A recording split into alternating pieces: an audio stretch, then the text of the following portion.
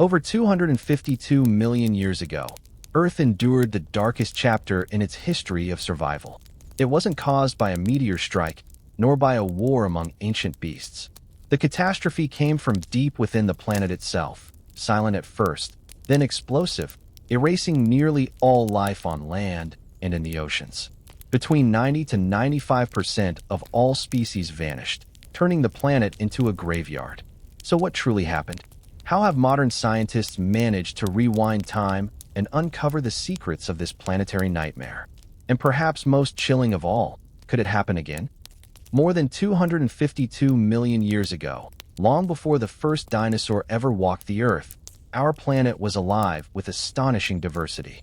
This was the late Permian period, the final chapter of the Paleozoic era, and it was a time when Earth appeared stable, thriving, and full of promise. The continents had fused into a single colossal landmass, Pangaea, stretching like a supercontinent from pole to pole. Vast deserts cut across its interior, while lush forests fringed its coasts and river valleys. The seas lapped against endless shores, teeming with creatures that had survived for hundreds of millions of years. Life seemed unshakable, confident in its resilience. Yet beneath this apparent calm, forces were stirring that would soon rewrite the destiny of the planet. On land, the Permian world was dominated by strange and magnificent creatures. Towering forests of conifers and seed ferns provided canopy and shade, their roots anchoring rich soils that gave life to diverse ecosystems. Among the undergrowth scurried synapsids, the ancestors of mammals. Some, like Dimetrodon, bore great sails on their backs, using them perhaps to regulate body temperature or to display dominance. Others, such as Lystrosaurus, stocky and tusked, grazed in herds across floodplains.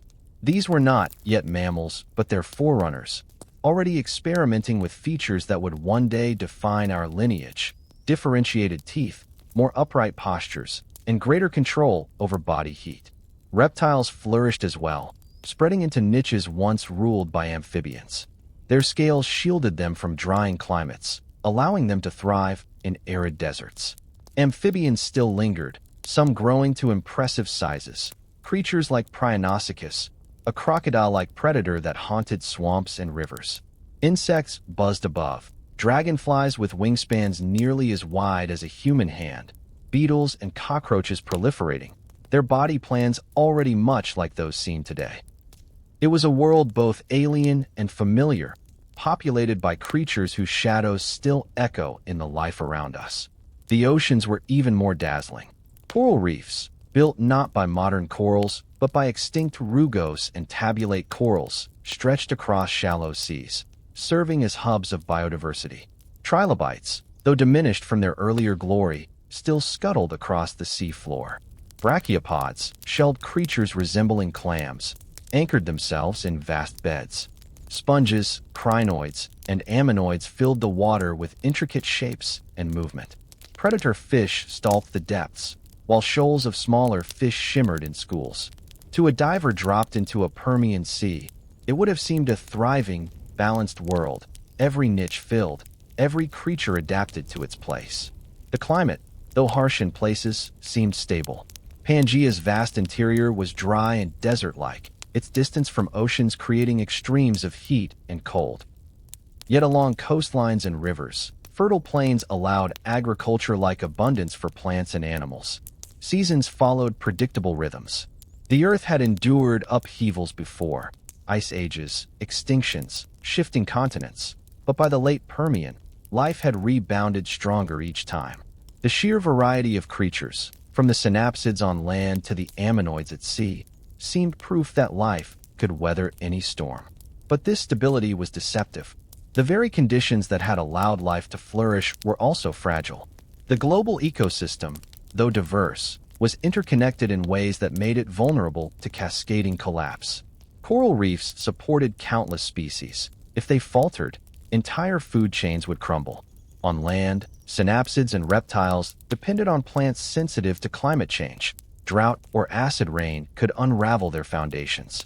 Oceans, though vast, were delicately balanced between oxygen and anoxia. Beneath this intricate web, Earth itself was stirring, preparing to unleash forces beyond anything life had yet endured. Evidence of this calm before catastrophe lies today in rocks, fossils, and sediments. Paleontologists studying late Permian strata find abundant fossils, ammonoids coiled in stone, fern fronds preserved in shale, reptilian footprints pressed into ancient mud. These layers record a vibrant biosphere just before collapse, snapshots of a flourishing world poised on the edge of disaster. The contrast between these rich fossil beds and the barren layers that follow is stark. One moment, abundance; the next, silence. Modern scientists, piecing together these records, marvel at how quickly stability can give way to chaos. For nearly 300 million years, life had grown in complexity, from the Cambrian explosion of diversity to the rise of great forests and complex vertebrates. By the late Permian, ecosystems were robust, interconnected, and diverse. Yet in a geological blink, perhaps less than 100,000 years, this abundance was erased. The calm of the late Permian, then, is remembered not for what it was, but for what it preceded. The greatest extinction event in Earth's history. There is poignancy in this knowledge. The creatures of the Permian world did not know they lived in a golden age. To them, the forests, rivers, and seas were eternal, the rhythms of sun and rain unbroken. They grazed, hunted, swam, and grew, unaware that forces deep within the earth were gathering to end their world. The lesson for us is sobering. Stability is fragile, abundance no guarantee of endurance. The calm before catastrophe is often invisible until it is shattered. Thus, Chapter 1 ends not with disaster, but with the echo of a question. How could such a vibrant, thriving world collapse so utterly? The answer lies in the chapters to come, in the fiery eruptions of the Siberian traps, in the suffocation of oceans, in the unraveling of ecosystems. But before destruction, there was life, magnificent, abundant, and full of promise. That is the world we must first see, the calm before Earth stopped breathing. The late Permian world, poised unknowingly on the edge of catastrophe, was one of extraordinary diversity. Across land and sea, life had adapted to every niche, producing creatures and ecosystems that in many ways anticipated the future while preserving echoes of the ancient past. To understand the scale of what was lost in the Great Dying, one must first appreciate the flourishing abundance of species that thrived just before the end, an Earth vibrant and alive, yet balanced precariously on a knife's edge. On land, the rulers of the age were not dinosaurs; they had not yet appeared, but synapsids, the so-called mammal-like reptiles. These creatures, ancestral to mammals, displayed remarkable variety. Some, like Dimetrodon, had long since vanished, but their kin still dominated the late Permian. The Gorgonopsids, fierce predators with saber-like teeth, stalked the plains, hunting smaller reptiles and herbivores. Their jaws could open wide, and their elongated canine teeth gave them a fearsome advantage.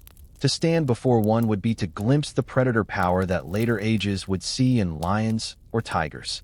Alongside them thrived the Dicynodonts, squat, tusked herbivores with beak-like mouths. Herds of Lystrosaurus, their barrel-shaped bodies moving steadily across floodplains, grazed on tough vegetation. Remarkably, these creatures would later become among the few to survive the extinction, a testament to their hardiness. Other synapsids filled more specialized roles. Thrinaxodon, a small, burrowing predator, hunted insects and small animals. Its body hinted at traits that would later define mammals: differentiated teeth, whisker pits, perhaps even a warm-blooded metabolism. In the shadows of the Permian world, the seeds of the mammalian future were already sprouting. Amphibians, though no longer the dominant terrestrial vertebrates, still clung to survival. The temnospondyls, some reaching lengths of several meters, inhabited rivers and swamps, their wide, flat heads and sharp teeth, well suited to ambushing prey. In wetter environments, they lurked like modern crocodiles, reminders of an ancient lineage stretching back to the Devonian. Reptiles, too, were diversifying, some developing the adaptations that would later give rise to dinosaurs and crocodilians. The plant world offered a stage for this drama of animal life. Forests of conifers, cycads, and seed ferns stretched across the more temperate zones, their roots binding the soil, their canopies creating microclimates. Glossopteris, a tree with tongue-shaped leaves, dominated the southern continent of Gondwana, forming vast coal swamps that preserved the atmosphere's balance of carbon and oxygen. Along the rivers and wetlands, horsetails and ferns proliferated, quick to colonize disturbed ground. These plants were more than scenery. They were lifelines, anchoring ecosystems, feeding herbivores, and cycling oxygen into the skies. If life on land was diverse, the oceans were even more so. Coral reefs flourished in shallow seas, constructed not by modern corals, but by ancient rugose and tabulate corals. These reef systems were immense hubs of biodiversity, harboring sponges, mollusks, echinoderms, and countless fish. Brachiopods, their shells hinged like clams but internally distinct, formed dense beds on the seafloor. Trilobites, survivors for more than 270 million years, still scuttled across marine sediments, though their diversity had declined from earlier Paleozoic highs. Ammonoids, with their coiled shells and tentacled bodies, filled the seas as agile predators and prey, their elegant whorls marking them as icons of the Paleozoic oceans. Marine predators completed the picture. Sharks, already ancient by this time, patrolled the seas. Bony fish diversified into new forms, some armored, others swift and sleek. The oceans teemed with life at every level. Plankton drifting in sunlit waters, filter feeders grazing on them, mid-level fish schools darting to escape predators, and apex hunters keeping the balance. To dive into a Permian reef would have been to encounter a kaleidoscope of forms, colors, and movement, an underwater metropolis of staggering complexity. Insects, too, reached a high point of diversity. Beetles, already evolving hard wing covers that made them resilient, spread widely across ecosystems.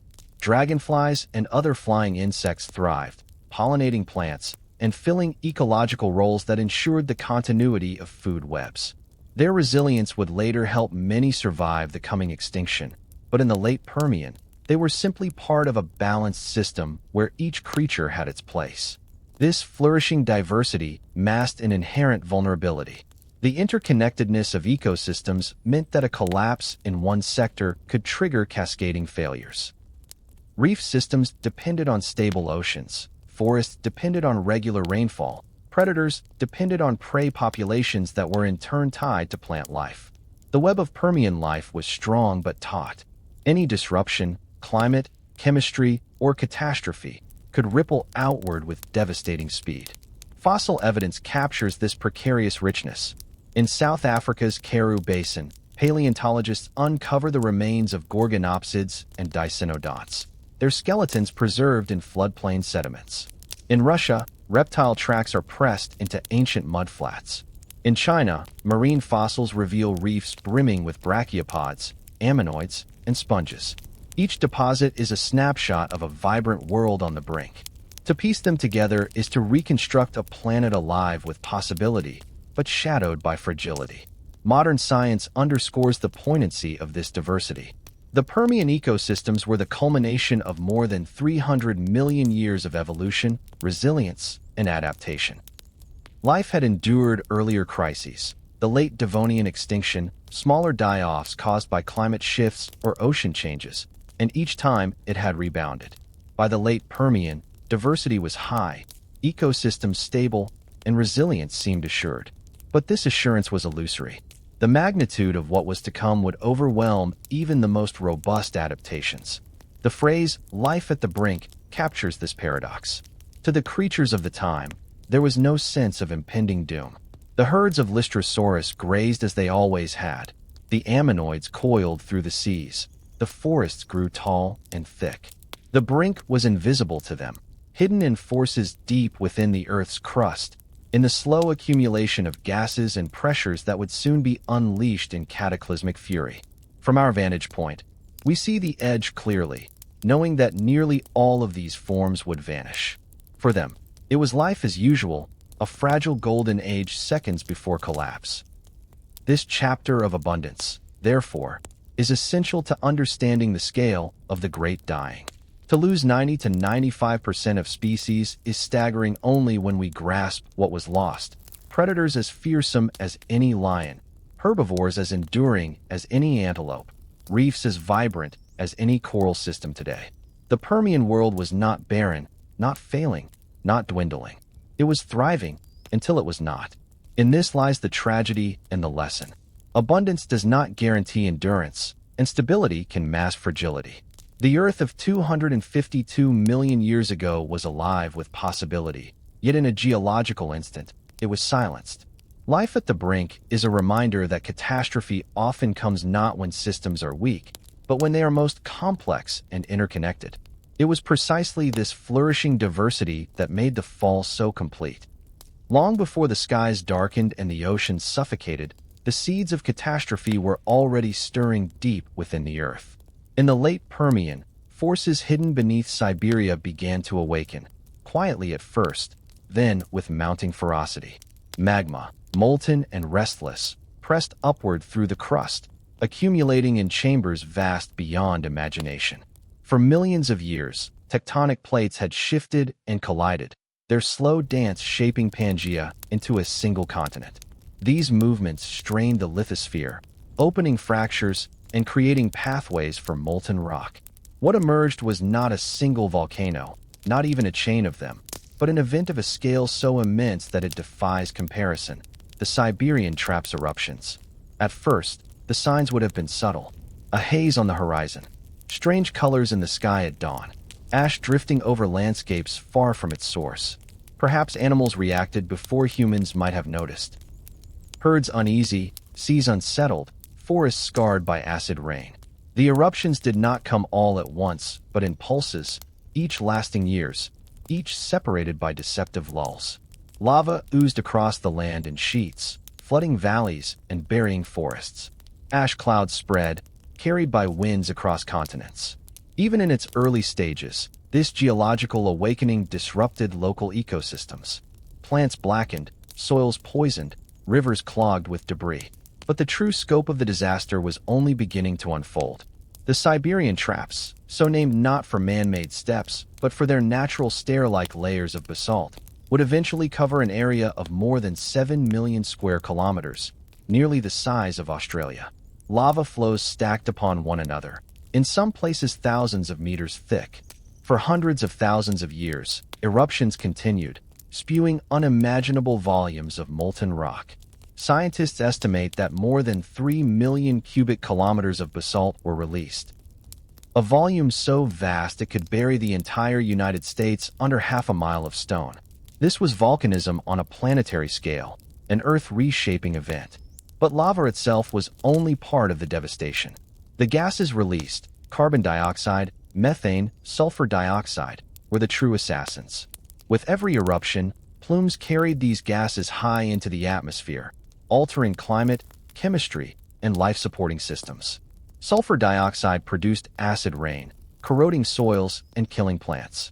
Carbon dioxide drove temperatures higher, trapping heat in a runaway greenhouse effect. Methane, released from destabilized seafloor deposits, and coal seams ignited by magma, magnified warming even further, as it is far more potent than CO2. The air itself was becoming poison, invisible yet deadly. The geological record bears witness to these whispers from the deep. Layers of rock from the late Permian reveal abrupt shifts in carbon isotopes, evidence of massive injections of greenhouse gases into the atmosphere. Bands of volcanic ash, rich in minerals from the mantle, appear in sediments far from Siberia, carried across oceans. Fossil pollen and spores show sudden deformations, likely caused by acid rain and toxic air. The rocks themselves tell us that long before the climax of extinction, the planet was already destabilizing under the weight of volcanic fury. For the living creatures of the Permian, the early impacts were disorienting but survivable. Forests withered in places, only to regrow. Some reefs bleached and collapsed, while others lingered. Regional die-offs occurred, but life adapted, as it had many times before. This was the deceptive calm between pulses, when ecosystems appeared to recover, when species rebounded. Yet with each eruption, the baseline shifted. Temperatures a little higher, oxygen a little lower, soils a little thinner. Life did not realize it was marching step by step toward a cliff. The Siberian eruptions also unleashed coal fires, adding to the atmospheric burden. Magma intruded into massive coal deposits, igniting them in underground infernos. These fires released additional carbon dioxide, methane, and toxic chemicals like benzene, compounding the crisis. Imagine vast landscapes where the ground itself burned, where smoke choked skies for months or years, where rain fell acidic and forests struggled to recover. For countless creatures, this was a world already unraveling, even before the extinction reached its zenith. The phrase, "whispers from the deep," is apt because at first the changes were incremental, almost subtle. A slightly hotter summer, crops of Glossopteris trees failing in southern Gondwana, coral reefs struggling in shallow seas, amphibians dying in rivers turned acidic. These were warning signs, easy to overlook, yet each one a foreshadowing of the catastrophe to come. From our vantage point, the geological record reveals them clearly. To the creatures of the time, they were simply fluctuations in a world that had always been unpredictable. But these were not ordinary fluctuations. They were the opening notes of Earth's darkest symphony. Scientists still debate the exact timing and pace of these eruptions. Some evidence suggests that the most intense pulses lasted less than 100,000 years, a blink in geological time. Others propose that volcanism stretched over several million years, with peaks and valleys in intensity. What is clear is that the gases released were cumulative, building toward thresholds beyond which ecosystems could not recover. Each eruption was a blow. Together, they were annihilation. The deep earth, silent for eons, had spoken at last. Its whispers became roars, its fires reshaped continents, its gases poisoned the sky and sea. The creatures of the Permian, from mighty gorgonopsids to delicate ammonoids, lived their lives unaware that beneath their feet, the planet itself was conspiring against them. The stage was set, the mechanisms in motion. Soon, the world would suffocate, and the calm of the Permian would end in silence. The day Earth stopped breathing did not come from above, as with the asteroid that would later doom the dinosaurs. It came from within, from the restless heart of the planet itself. The whispers from the deep had begun, and they would not stop until the world was transformed into a graveyard. The whispers that had rumbled beneath the crust of Siberia now erupted into fury. What began as pulses of magma pushing upward became an unrelenting flood of fire, the largest volcanic event in Earth's history. The Siberian traps, named for the step-like layers of basalt they left behind, were not a single mountain spewing lava, but a vast region opening up, tearing at the seams, disgorging molten rock in volumes so immense that even imagination struggles to grasp it. For nearly 1,000,000 years, wave after wave of eruption transformed the surface of the Earth into a cauldron. These were volcanoes without end. The scale alone defies comparison. Modern eruptions like Krakatoa in 1883 or Mount Pinatubo in 1991, though devastating, were but sparks against what unfolded in the late Permian. The Siberian traps released more than 3 million cubic kilometers of basalt. Imagine the entire United States buried under half a mile of lava. Imagine a molten flood stretching across millions of square kilometers. That was the Siberian traps. Lava sheets spread over the landscape in waves, filling valleys, drowning forests, and hardening into black rock that layered upon itself like a geological staircase. In places, the basalt pile grew to 5 kilometers thick, testimony to eruptions that persisted for centuries at a time. But lava was only the beginning. With every eruption came plumes of ash and gases that choked the skies. Sulfur dioxide, carried high into the atmosphere, mixed with water vapor to produce acid rain. This rain fell across Pangaea, burning leaves, stripping soils, and leaching nutrients into rivers. Forests blackened, crops of Glossopteris failed, and food chains faltered. Acidified waters poisoned rivers and lakes, killing amphibians and fish in droves. The land was scarred, its lifelines unraveling. At the same time, carbon dioxide surged into the atmosphere, each eruption releasing gigatons of greenhouse gas. This relentless accumulation of CO2 trapped heat, driving global temperatures higher. The Permian world, already marked by arid interiors, now grew hotter and more extreme. Deserts expanded, fertile regions withered, and seasonal extremes became lethal. Fossilized soils reveal evidence of drought and desertification, confirming that once rich regions collapsed into barren wastelands. Methane amplified the disaster. As lava intruded into Siberia's cold beds, it ignited vast subterranean fires, releasing not only more carbon dioxide but methane, a greenhouse gas more than 20 times as potent. This created feedback loops of warming. Hotter temperatures destabilized methane hydrates trapped in ocean sediments, releasing them in explosive bursts. The Earth's climate system, once relatively stable, lurched into chaos. The very air became an invisible executioner. The oceans bore the brunt of this atmospheric upheaval. Warmer air drove warmer seas, reducing the solubility of oxygen. Anoxic waters spread across continental shelves, suffocating marine life. Hydrogen sulfide, a toxic gas produced by anaerobic bacteria thriving in oxygen-starved waters, may have bubbled up into the atmosphere, creating poisonous skies that further devastated life on land. Coral reefs, which had flourished for hundreds of millions of years, collapsed utterly. Trilobites, survivors of multiple earlier extinctions, vanished forever. Brachiopods, sponges, ammonoids, all faced annihilation. The vibrant reefs of the late Permian turned into barren seafloors, graveyards of shells and skeletons. Evidence of this volcanic onslaught is etched into stone. Layers of basalt in Siberia testify to eruptions that lasted millennia. Carbon isotope shifts in rocks worldwide reveal sudden, massive increases in greenhouse gases. Fossil pollen shows mutations from acid rain, while sedimentary deposits record the spread of anoxic seas. The Earth's rocks bear witness to the scale of disaster, a record of fire and suffocation stretching across continents. For the creatures of the time, the devastation came in waves. Forests died back, herbivores starved, predators went hungry. Insects, once abundant, suffered their only known mass extinction, their resilience overwhelmed. In the oceans, reefs collapsed, fish populations plummeted, apex predators starved. The balance of ecosystems, built over hundreds of millions of years, unraveled in decades or centuries.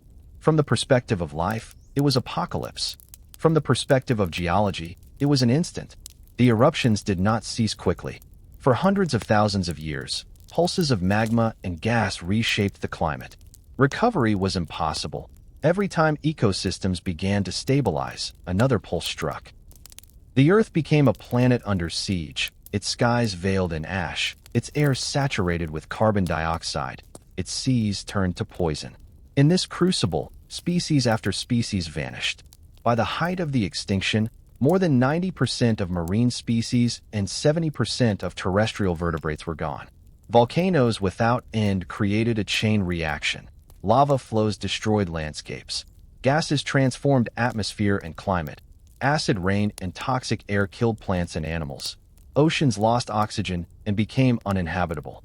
No ecosystem was spared, no corner of the planet untouched. The Siberian traps did not simply alter the Earth, they reset it, turning a vibrant biosphere into a wasteland. And yet, even amid devastation, some life clung on. Burrowing animals found refuge underground, escaping heat and toxic air. Small, generalist species that could eat a wide range of foods fared better than specialized ones. Insects with resilience to environmental swings survived where others perished. These survivors would shape the future, inheriting a world scarred by fire and suffocation. But for now, their survival was tenuous, the planet itself in the grip of volcanic fury. The story of the Siberian traps is a reminder of Earth's deep power.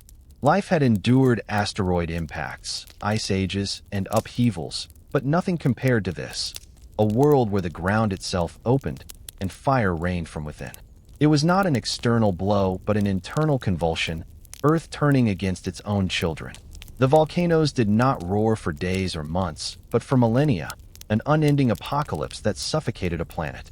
When the last eruptions ceased, the Earth was transformed. The forests of Glossopteris were gone, the trilobites extinct, the reefs reduced to rubble. A biosphere that had taken hundreds of millions of years to assemble had been undone in less than a million. The day Earth stopped breathing had come not from the stars, but from its own fiery heart, erupting in volcanoes without end. The Earth that emerged from the opening salvo of the Siberian traps was not the same planet it had been before. It was still recognizable in its continents and seas, its deserts and forests, but the very air and water, the life-sustaining fluids of the planet, had been transformed.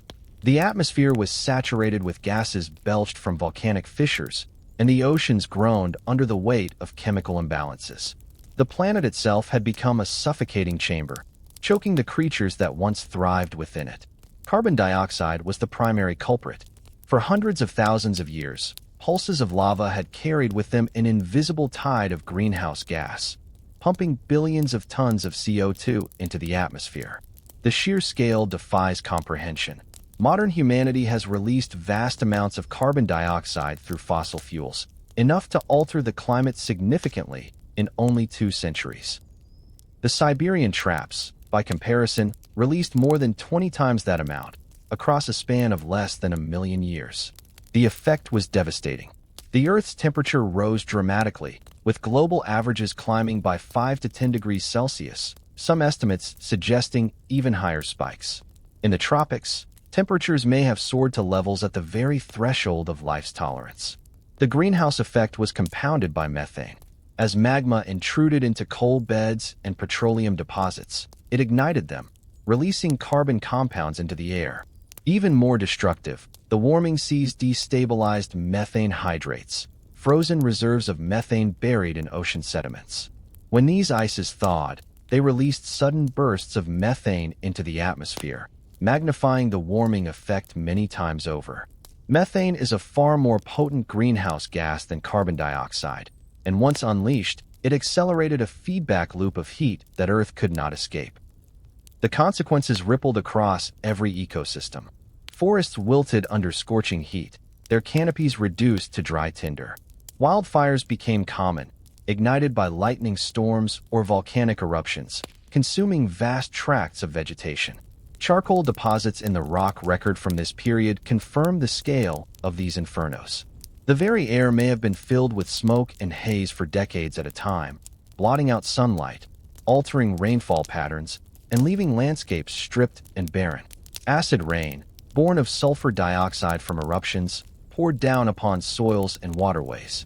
Plant leaves bore lesions, spores and pollen showed deformations under the microscope, evidence of a toxic sky. Lakes and rivers grew acidic, killing amphibians and fish, destabilizing freshwater ecosystems. Soils, leached of nutrients, could not support the same abundance of vegetation. Glossopterous forests that once anchored Gondwana's ecosystems collapsed, their demise marking the end of entire food chains. But it was in the oceans that the choking of Earth became most lethal. Warm waters lost their capacity to hold oxygen, creating vast dead zones. Marine sediments from this time show clear evidence of anoxia. Black shales rich in organic matter that could only accumulate in oxygen-deprived seas.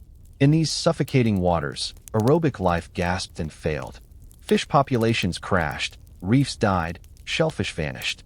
Opportunistic bacteria, thriving in oxygen-starved environments, released hydrogen sulfide, a toxic gas that bubbled into the atmosphere. Some scientists believe that this gas further poisoned the air, killing land animals and weakening the ozone layer, exposing the Earth to even more ultraviolet radiation. The combined effect was staggering. Coral reefs, which had endured since the Cambrian explosion of life, disappeared entirely. Trilobites, iconic survivors of countless earlier crises, succumbed at last, erased from the fossil record. Ammonoids dwindled, brachiopods collapsed, sponges and crinoids vanished from reefs that had once thrived with abundance. Insects, which had survived unscathed through previous extinctions, suffered their only mass extinction, their resilient lineages buckling under skies that no longer nourished flight or reproduction. On land, the story was equally grim. Synapsids like the mighty gorgonopsids could no longer find prey as herbivore populations collapsed.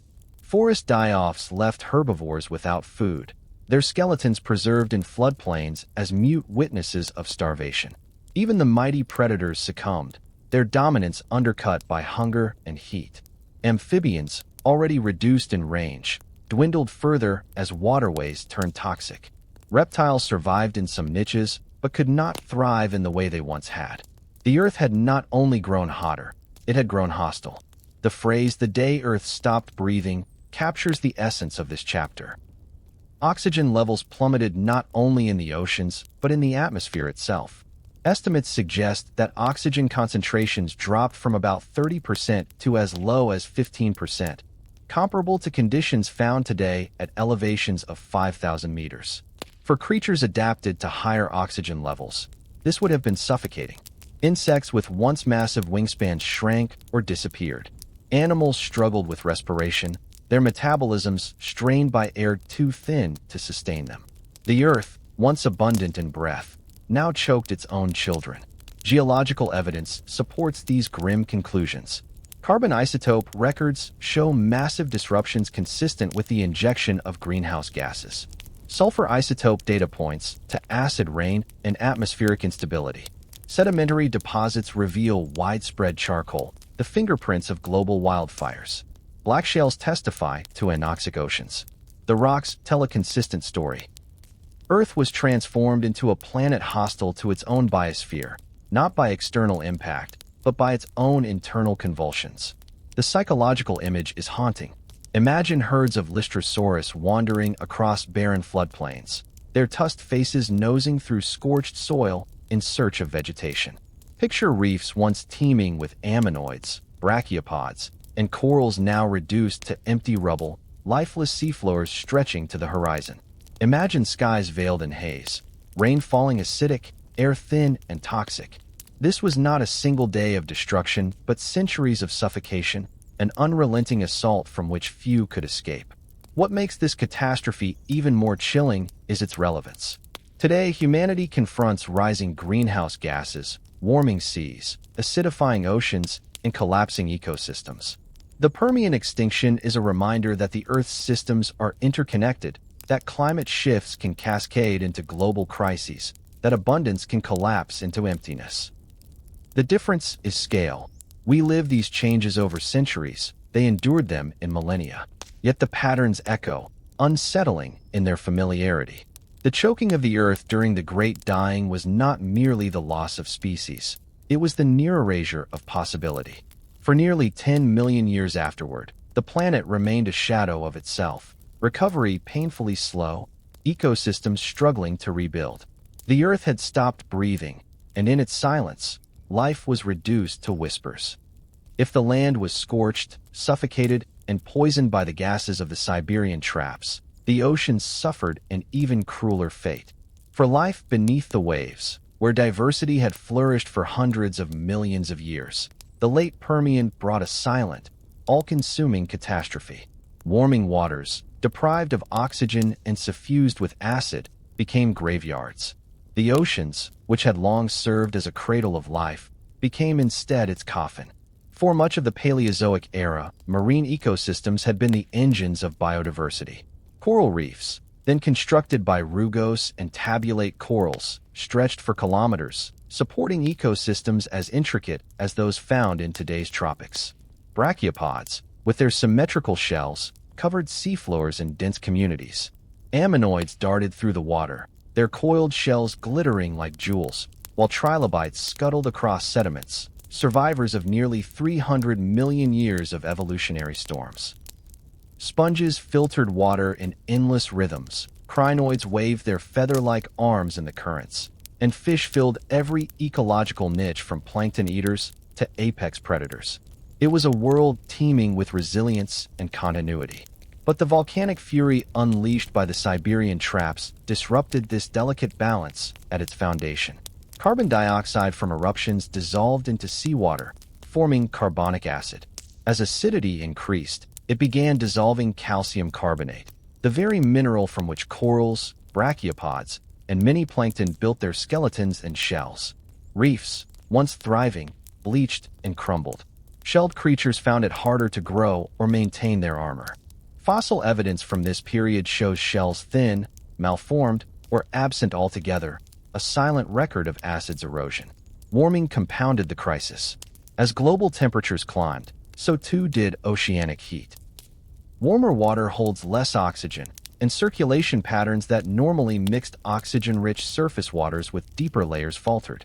The seas became stratified, with oxygen-rich shallows above and vast, suffocating depths below. Dead zones spread across continental shelves where life had once been abundant.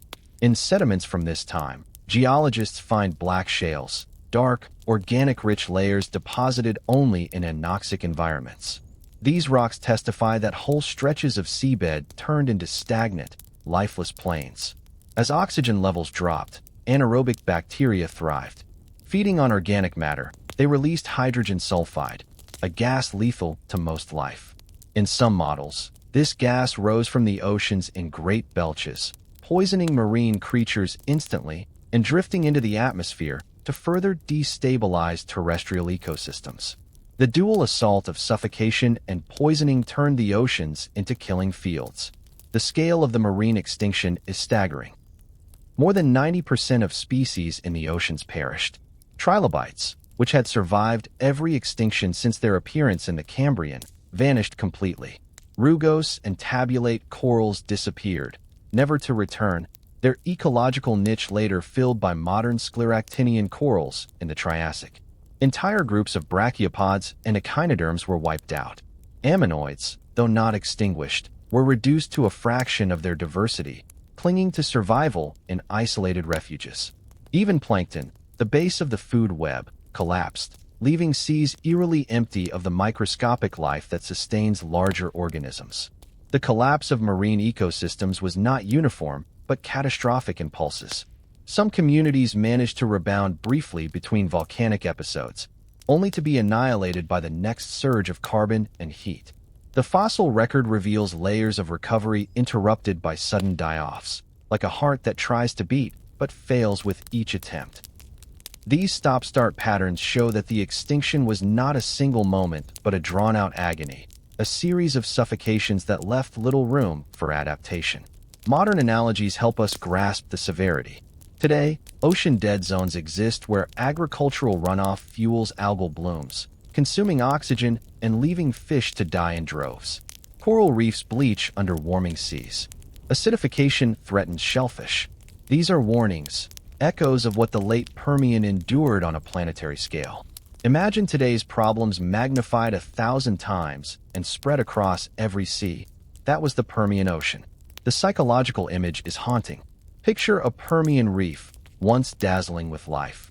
Corals branching upward, ammonoids darting, crinoids swaying. Then imagine it dimming. Fish gasping at the surface, shells dissolving, sponges collapsing into sludge. The water grows green, then black, the smell of hydrogen sulfide rising like rotten eggs. Silence follows. The reef, the heart of the ecosystem, is gone. In its place lies only rubble and shadow. Geochemistry confirms this narrative. Carbon isotope shifts record massive injections of greenhouse gases. Sulfur isotopes hint at widespread hydrogen sulfide release. Trace elements in marine sediments reveal oxygen depletion. Each line of evidence converges on the same grim conclusion.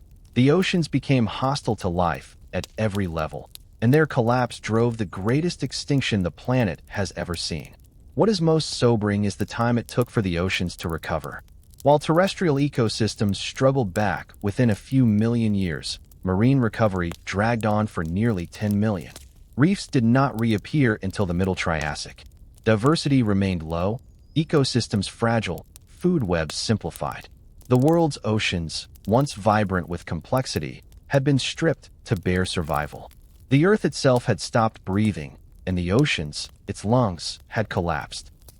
The dying oceans of the late Permian remind us of the fragility of interconnected systems. When seas suffocate, land suffers. When the base of the food web collapses, nothing above it can endure. It is a lesson written in stone. The health of the oceans is the health of the planet. In the Permian, that health failed, and with it, nearly all life on Earth. While the oceans suffocated under waves of heat, acid, and anoxia, the land was enduring a catastrophe no less apocalyptic. Forests that had shaded floodplains, anchored soils, and cycled the air were scorched, poisoned, and finally erased. For hundreds of millions of years, vast ecosystems of trees, ferns, and seed plants had stabilized the planet's surface, creating habitats for synapsids, reptiles, insects, and amphibians. In the late Permian, under skies thick with volcanic gases, these green worlds turned brittle, then to ash, vanishing in wildfires and collapse. The Permian landscape had once been lush in many regions. In Gondwana, especially across what is now South Africa, India, Australia, and Antarctica, the Glossopteris forest stretched in mighty expanses. These seed ferns, with broad, tongue-shaped leaves, grew densely, forming the backbone of ecosystems. They absorbed carbon dioxide, released oxygen, and provided food and shelter for countless creatures. In more northern latitudes, coniferous trees and cycads flourished, towering over undergrowth of horsetails and ferns. It was a world where plants created both structure and sustenance, and where animals depended utterly upon them. But as the Siberian traps poured gases into the skies, these forests faltered. Acid rain, rich in sulfur compounds, fell in sheets. Fossil pollen from the late Permian shows deformities, twisted, malformed grains that could not germinate properly, a direct sign that reproduction in plants was disrupted by toxins in the air. Soils, leached of nutrients by acid rain, lost fertility.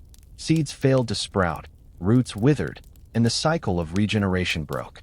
Trees that had stood for centuries weakened and died, leaving skeletal groves vulnerable to fire. And fire came. The warming climate, coupled with higher levels of oxygen at first and the drying of vegetation, turned forests into tinderboxes. Lightning ignited wildfires that swept across continents. Charcoal deposits from this period are abundant, evidence of landscapes repeatedly burned. Imagine horizons glowing red, the air thick with smoke, herds of animals fleeing through choking haze. The forests that anchored life were consumed not once, but over and over, until regeneration failed. What sprouted after each fire was weaker, thinner, less resilient, until finally, in many regions, nothing grew at all. Without forests, the land unraveled. Root systems that had once stabilized soils were gone, leading to massive erosion. Rivers clogged with silt, floods stripped valleys bare, and fertile plains turned to deserts. Dust storms scoured the interiors of Pangaea, carrying the remnants of once rich topsoil into the skies. Fossil evidence of deep sediment layers from this time confirms catastrophic erosion, with entire landscapes reshaped by the collapse of vegetation. The animal world, utterly dependent on plants, collapsed in turn. Herbivores like Lystrosaurus, Dicynodon, and other dicynodonts suddenly faced famine. Glossopteris leaves no longer carpeted floodplains. Cycads no longer shaded watering holes. Herds dwindled, weakened, and starved. With herbivores gone, predators followed. The mighty gorgonopsids, apex hunters of the Permian, vanished, unable to find prey. Amphibians, reliant on watery habitats now choked with silt and poisoned by runoff, declined. Insects, normally resilient, faced their only mass extinction, many lineages never to rise again. The very air grew thin. As forests died, they no longer cycled carbon dioxide into oxygen. Estimates suggest that atmospheric oxygen levels plummeted from about 30% to as low as 15%. For animals adapted to high oxygen, this was suffocating. Imagine walking through a world where every breath was like climbing a high mountain, thin, inadequate, exhausting. Creatures gasped, metabolism slowed, reproduction faltered. The Earth had not only grown hotter and more toxic, it had grown harder to breathe. The fossil record preserves these losses with heartbreaking clarity. Pollen assemblages collapse, showing once diverse plant life reduced to a handful of hardy survivors. Tree rings vanish, testimony to forests no longer growing. Sediment layers shift from fertile soils to barren sands. In South Africa's Karoo Basin, paleontologists find bone beds filled with the remains of dicynodonts and gorgonopsids, sudden die-offs where animals perish together in famine and drought. Each fossil is a snapshot of a world in collapse, a silent witness to forests turned to ash. The loss of vegetation had cascading consequences. Without forests, rainfall patterns shifted. The Earth's climate system, once moderated by vast expanses of greenery, became erratic. Some regions suffered endless drought, others flooding. Seasonal extremes sharpened. Feedback loops accelerated warming. Where forests once absorbed carbon dioxide, barren lands now reflected heat, amplifying the greenhouse effect. The balance between land, air, and life was broken. For the creatures of the time, there was no comprehension, only suffering. Dicynodonts wandered across barren floodplains, their tusked faces rooting in ash for food that no longer existed. Predator tracks end abruptly, the animals themselves vanishing from the record. Insects that once filled forests with buzzing wings fell silent. Amphibians lay in dried riverbeds, their ancient lineage gasping out its last. The silence that followed was profound. The rustle of forests gone, the calls of animals extinguished, the land reduced to desolation. And yet, amid this silence, a few survivors endured. Lystrosaurus, small, burrowing, and generalist in diet, managed to cling to survival. Its fossils become nearly ubiquitous in early Triassic strata, evidence of a creature that endured when almost all others failed. Ferns, ever opportunistic colonizers of disturbed ground, spread across barren landscapes, their spores quick to germinate in the absence of competition. These fragments of resilience remind us that even in the darkest times, life clings, adapts, and waits. The forests that turned to ash in the late Permian represent not only ecological collapse, but symbolic loss. For hundreds of millions of years, plants had stabilized the earth, shaping climate, sustaining animals, and building oxygen-rich skies. Their disappearance was not simply the loss of greenery, but the unraveling of the Earth's lungs. The day Earth stopped breathing was written not only in suffocating oceans, but in the barren plains where forests once stood tall. The end had been building for hundreds of thousands of years. Forests were gone, oceans suffocated, skies choked with volcanic fumes. Yet it was in a geologic instant, a narrow window in time, that Earth crossed the final threshold. The extinction that had been unfolding in waves now crested into its climax. Between 90 and 95% of species vanished. It was the most severe biological crisis in the history of the planet, a moment so devastating that scientists call it simply the Great Dying. To imagine the scale of this annihilation is to imagine a world suddenly emptied of voices. Entire ecosystems vanished, not piecemeal, but wholesale. Coral reefs that had flourished for 300 million years collapsed, their builders gone, their inhabitants extinguished. Trilobites, survivors of every prior extinction since the Cambrian, disappeared forever.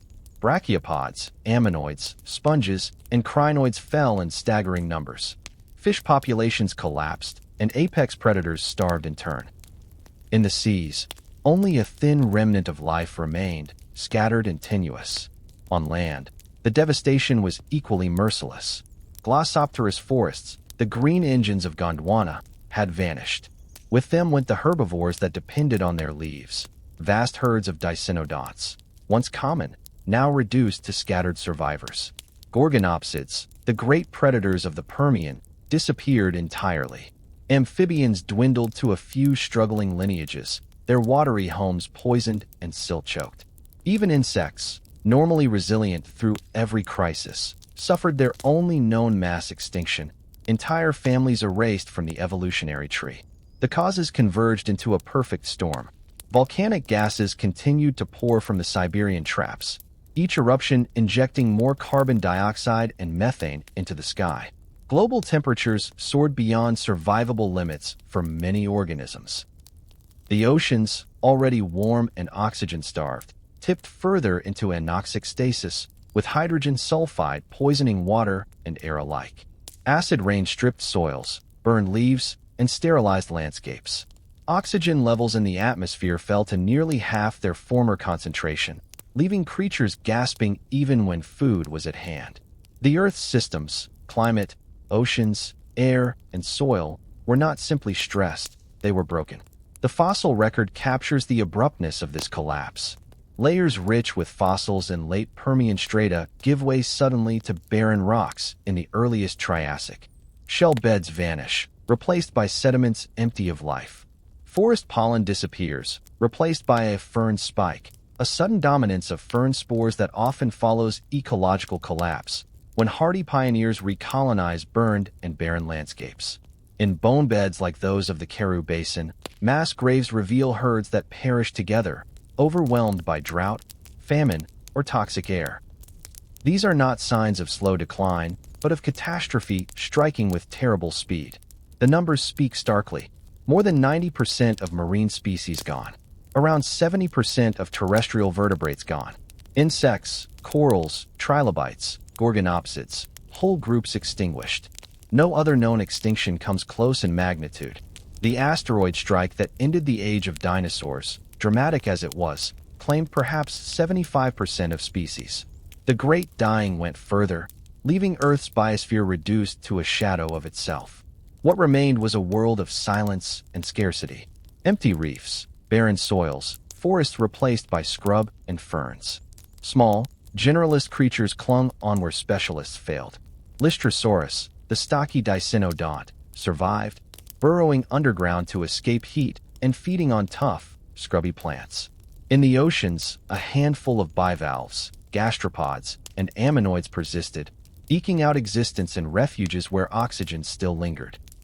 These survivors were not abundant, not dominant, but they endured where others perished, setting the stage for new ecosystems millions of years later. The phrase, "the day Earth stopped breathing," is not mere metaphor. Oxygen depletion was literal. The oceans suffocated, the atmosphere thinned, and lungs strained with every breath.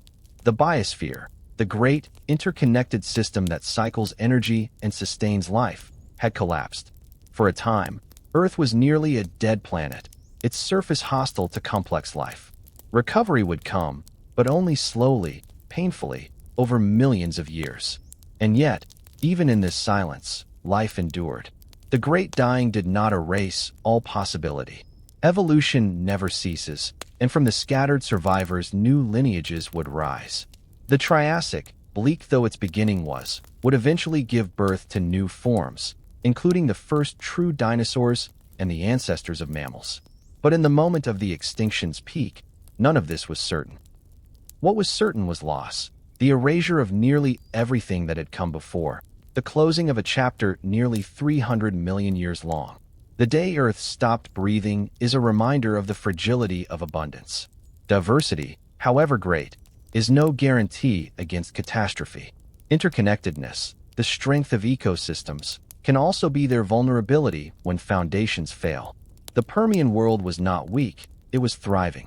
Yet in the face of volcanism, warming, acidification, and suffocation, thriving became impossible. In the geological record, we see the silence. In the imagination, we feel the emptiness. For nearly 10 million years after the Great Dying, Earth remained a shadow of itself, recovery halting and incomplete. The forests did not return quickly, the reefs did not rebuild, the atmosphere did not stabilize. Life had endured, but the scars of the extinction ran deep. The day Earth stopped breathing was not only an event but a transformation, reshaping the planet forever. When the fires had burned themselves out, when the oceans lay stagnant and poisonous, when forests had collapsed into ash and scrub, Earth stood transformed. It was no longer the vibrant, diverse planet of the late Permian. Instead, it had become a world of silence, a wasteland where ecosystems had been dismantled and only fragments of life remained. And yet, amid this devastation, not all perished. Survivors clung on in niches, endured in burrows, persisted in shallow seas. The Great Dying had swept away nearly all, but the few that endured became the architects of the world to come. One of the most remarkable survivors was the humble Lystrosaurus. This tusked, barrel-bodied dicynodont, no larger than a pig, was not a glamorous predator or a towering herbivore, but it possessed qualities that made it resilient. Fossil evidence shows that Lystrosaurus spread across vast regions after the extinction, becoming one of the most abundant land vertebrates on Earth in the early Triassic. What allowed its survival? Likely its burrowing habits, which shielded it from heat and toxic air. Its diet, broad and adaptable, let it feed on tough, scrubby vegetation that colonized barren landscapes. Its physiology may have been more tolerant of low oxygen levels than many of its contemporaries. In a world stripped to basics, Lystrosaurus endured by being flexible, hardy, and unremarkably efficient. Other synapsids also survived, though in smaller numbers. Small, burrowing cynodonts, close relatives of mammals, weathered the crisis, hiding underground, feeding opportunistically, and enduring conditions that destroyed larger, more specialized creatures.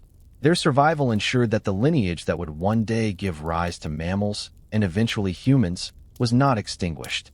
In the shadows of disaster, the seeds of our own ancestry persisted. In the oceans, survival was even more tenuous. Entire groups like the trilobites and rugose corals had vanished, but some bivalves, gastropods, and ammonoids endured. These survivors tended to be small, adaptable, and capable of tolerating low-oxygen environments. Their fossils appear in thin, patchy layers in early Triassic sediments, testifying to ecosystems stripped of complexity. Where once there had been vibrant food webs, now only simple communities remained. Few species, little diversity, fragile balances. Yet even these skeletal ecosystems were enough to keep the thread of life unbroken. Microbes flourished where larger organisms failed. In the oceans, anaerobic bacteria thrived in oxygen-depleted waters, producing hydrogen sulfide and reshaping chemical cycles. On land, fungi and bacteria became dominant decomposers, breaking down the remains of forests and animals. Evidence of this comes in the form of fungal spikes in the fossil record. Layers rich in fungal spores that suggest vast landscapes covered in decay, with fungi feeding on the detritus of a dead biosphere. It was an age when microbes, not animals, ruled the planet. Plants, too, had their survivors. Ferns, opportunistic and fast-growing, colonized barren soils where forests had been stripped away. Their spores appear in abundance in early Triassic sediments, a fern spike, mirroring the fungal one, marking their role as pioneers of recovery. Conifers and cycads eventually began to reclaim landscapes, but for millions of years, Earth was dominated by ferns and scrub, simple greenery in place of towering forests. Insects, though devastated, managed to persist through hardy lineages. Beetles, resilient with their protective wing covers and varied diets, survived and later diversified. Dragonflies and cockroach ancestors endured as well. Though reduced, these insects would form the foundation of new ecosystems as plants slowly returned. The world these survivors inhabited was stark. Recovery was painfully slow. Fossil evidence suggests that for nearly 5 million years after the extinction, diversity remained low, ecosystems simplified, food webs truncated.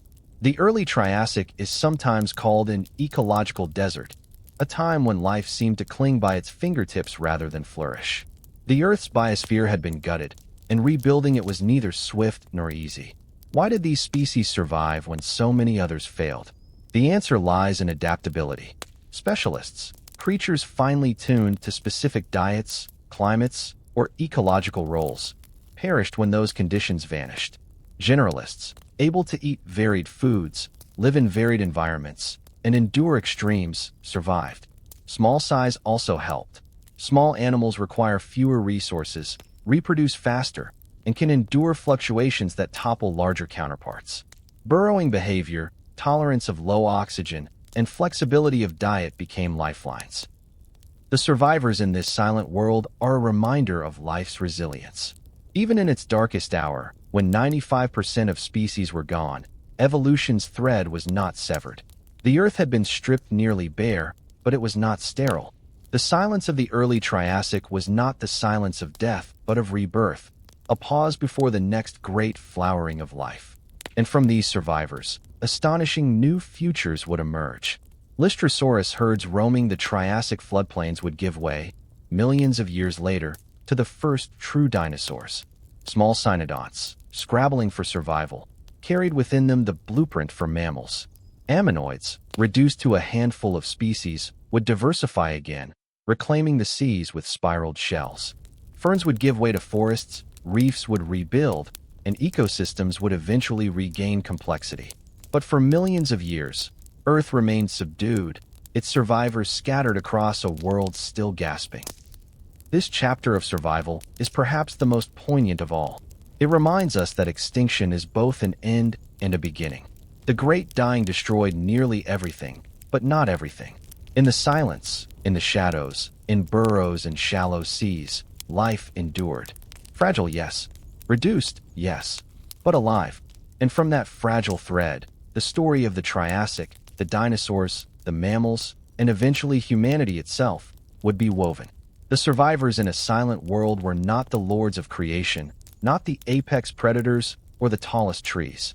They were the humble, the adaptable, the overlooked. And it was they who carried life forward into a new age.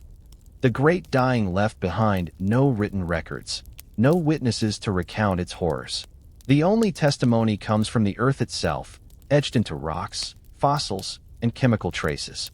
To piece together the story of this planetary catastrophe, scientists have become detectives of deep time, reading the language of stone. Each fossil, each mineral layer, each isotopic shift is a fragment of a narrative that spans hundreds of millions of years. Slowly, painstakingly, the clues buried in stone have revealed the immensity of what occurred 252 million years ago. The first evidence lay in the fossil record. For much of the 19th and early 20th centuries, paleontologists studying Permian and Triassic strata noticed something unsettling. Rich fossil beds from the late Permian gave way to barren layers in the earliest Triassic. Ammonoids, brachiopods, corals, trilobites, synapsids, all common in older rocks, were suddenly absent. The change was not gradual but abrupt, an extinction of staggering completeness. At first, some thought the gap was due to incomplete sampling or erosion of strata. But as fossils accumulated from sites around the world, from South Africa's Karoo Basin to China's Maishan section, from Russia to Greenland, the pattern was undeniable. Life had collapsed almost everywhere at the same time. One of the most important sites is at Maishan in southeastern China, where finely layered marine sediments preserve the Permian-Triassic boundary in exquisite detail. Here, scientists have traced the transition with remarkable precision. Fossil beds rich with brachiopods and ammonoids and suddenly replaced by thin, barren layers. Above them, new species appear, often small and opportunistic. This sharp break, known as a mass extinction horizon, provides a geological snapshot of collapse. Radiometric dating of volcanic ash layers at Maishan allowed scientists to pin the timing to around 252 million years ago, with the extinction itself unfolding in less than 100,000 years, a geological instant. Geochemistry adds further clues. Carbon isotope records, measured from the ratios of carbon-12 to carbon-13 in sediments, show dramatic negative excursions at the boundary. This means enormous amounts of carbon, light in isotopic signature, were injected into the atmosphere and oceans. Such signals are consistent with volcanic emissions of carbon dioxide and methane, aligning perfectly with the Siberian traps hypothesis. Sulfur isotopes tell their own story, pointing to episodes of massive sulfur release and atmospheric disruption, consistent with volcanic gases producing acid rain. Oxygen isotope data from marine carbonates reveal warming seas, confirming the greenhouse effect on a global scale. The rocks also preserve evidence of anoxic oceans. Black shales from this period are rich in organic carbon, deposited in environments starved of oxygen. Trace metals like uranium and molybdenum, which accumulate differently depending on oxygen levels, confirm widespread anoxia. These chemical fingerprints show that much of the ocean floor was suffocating, with conditions hostile to aerobic life. In some cases, biomarkers, molecular fossils of ancient microbes, reveal the presence of green sulfur bacteria, organisms that thrive only in hydrogen sulfide-rich waters. This suggests that the oceans not only lost oxygen but became toxic, belching poisonous gases into the atmosphere. Clues are also found in the remains of plants. Fossil pollen and spores from the late Permian show abnormalities. Twisted, malformed grains likely caused by atmospheric pollutants or radiation damage. This points to acid rain and perhaps ozone layer depletion as contributing factors. Charcoal deposits, abundant in boundary layers, testify to widespread wildfires, aligning with the collapse of forests described in earlier chapters. Together, these plant fossils paint a picture of terrestrial ecosystems unraveling under assault from sky and soil. Even the rocks of Siberia themselves tell the tale. The basalt layers of the Siberian traps preserve the footprints of eruptions that lasted for hundreds of thousands of years. Intrusions of magma into coal beds left behind geologic evidence of combustion, ash layers rich in carbon compounds, signatures of massive coal fires that would have released carbon dioxide, methane, and toxic chemicals. These rocks are the smoking gun, the source of the gases that choked the planet. Modern science has refined these clues with increasingly sophisticated tools. High-resolution uranium lead dating of zircons in volcanic ash provides precise ages for boundary layers. Mass spectrometry measures isotopic ratios with extraordinary accuracy, tracing chemical shifts across the extinction. Computer models simulate atmospheric and oceanic changes, showing how volcanic gases could destabilize climate, deplete oxygen, and acidify seas. The convergence of data from paleontology, geochemistry, sedimentology, and volcanology creates a coherent picture. The Great Dying was triggered by the Siberian traps, magnified by cascading Earth system feedbacks. Still, questions remain. Some scientists argue that an asteroid impact, though not the primary cause, may have contributed. Others suggest that methane hydrates played an even larger role than volcanism. There is debate over whether the extinction happened in one pulse or several waves. Each new discovery adds detail but also complexity, reminding us that Earth's history is never simple. Yet what is clear is that the rocks do not lie. The Permian-Triassic boundary is one of the most distinctive in Earth's stratigraphy, a line where abundance ends and emptiness begins. Above it, life resumes, but in diminished form. Below it, the richness of the Permian world glows like a candle before it is extinguished. The stones record not only the end of species but the processes, the heat, the gases, the poisons that brought that end. To stand at Myshyn, or in the Karoo, or by the basalts of Siberia, is to stand at the grave of the Great Dying. Yet it is also to stand at the archive of its memory. The Earth, in its stones, has written its own testimony. And through the patient work of scientists, that testimony has been read, line by line, until the story emerges in clarity. Clues buried in stone remind us that the Earth is both destroyer and storyteller. It erases, but it also records. The fossils and isotopes, the black shales and basalts, are the Earth's way of remembering. And in that memory, we glimpse not only the scale of loss but the resilience of life that followed. The story of the Great Dying, like the bones of its victims, lay entombed in the earth for more than 250 million years. To unravel it, modern science has had to invent ways to rewind time itself. Peeling back layers of stone, probing atomic signatures, reconstructing vanished climates, and modeling ecosystems that no longer exist. It is a grand act of imagination tethered to evidence, a synthesis of paleontology, geochemistry, physics, and computer science. Where the rocks are silent, inference fills the void. Where fossils are scarce, chemistry speaks. Through these methods, scientists have reanimated the Permian world, bringing its final days into focus. At the heart of this detective work lies paleontology, the study of fossils.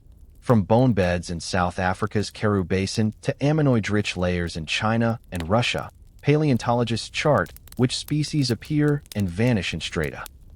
By mapping fossil abundance across layers of rock, they reveal extinction not as a slow fade, but as a cliff. The abrupt disappearance of trilobites, the sudden dominance of Lystrosaurus, the collapse of coral and brachiopod diversity, all are data points in a global pattern. Fossil footprints, pollen, shells, and even coprolites, fossilized dung, add further texture, showing how whole ecosystems functioned and then failed. But fossils alone cannot tell the full story. Enter geochemistry, where rocks are analyzed atom by atom. Carbon isotopes reveal massive injections of greenhouse gases, showing dramatic shifts from heavier to lighter ratios at the boundary. Sulfur isotopes trace volcanic emissions, hinting at atmospheric collapse and acid rain. Oxygen isotopes in marine carbonates indicate rising sea temperatures. Even the deformations in fossil pollen grains, microscopic scars of a poisoned sky, are chemical witnesses. By extracting these atomic signatures, scientists can reconstruct the invisible, the composition of the air, the chemistry of the seas, the intensity of volcanic pulses. Dating these events requires geochronology, a science that uses radioactive decay as a clock. Minerals like zircon, resistant to weathering, preserve uranium atoms that decay into lead at a predictable rate. By measuring these ratios, geologists can pinpoint the age of volcanic ash layers with remarkable precision. At sites like Meishan in China, these dates show that the extinction unfolded around 252 million years ago, within a window of less than 100,000 years. This precision transforms speculation into chronology, anchoring the catastrophe in time. To move from evidence to explanation, scientists employ climate modeling. Using equations that govern atmosphere and ocean circulation, they input data about carbon dioxide levels, methane pulses, and solar radiation. The models simulate how volcanic gases could have warmed the planet, destabilized ocean circulation, and expanded anoxic zones. These simulations reveal cascading feedbacks. Warming releases methane. Methane accelerates warming. Warm seas lose oxygen. Anoxic waters release hydrogen sulfide. Models transform abstract chemistry into dynamic Earth systems, showing how local eruptions in Siberia could ripple across the globe. Biological insights come from ecological modeling. By reconstructing food webs from fossil data, scientists test how the collapse of primary producers, plants and plankton, triggered collapses up the chain. Models show how the loss of reefs cascaded into fish declines, how forest collapse starved herbivores, how predator populations collapsed without prey. These models echo modern ecology, reminding us that complex systems are strong yet fragile, and when keystones fall, collapse can be swift. Even experimental science contributes. Laboratory simulations dissolve carbon dioxide into seawater to measure acidification. Plants exposed to sulfur dioxide show mutations akin to those seen in Permian pollen. Heating sediment releases methane hydrates, demonstrating how warming seas can unleash hidden gases. These controlled experiments validate what the rocks suggest, bridging ancient catastrophe with modern observation. Together, these disciplines form a mosaic. Paleontology gives the cast of characters, geochemistry provides the atmosphere, geochronology sets the stage in time, modeling animates the drama, and experimentation tests the plausibility of hypotheses. Piece by piece, the silent record of the great dying is given voice. The narrative that emerges is not one of a single cause, but of cascading systems: volcanism, greenhouse gases, warming, acidification, anoxia, hydrogen sulfide, collapse. Science's ability to rewind time is not without limits. Some questions remain unresolved.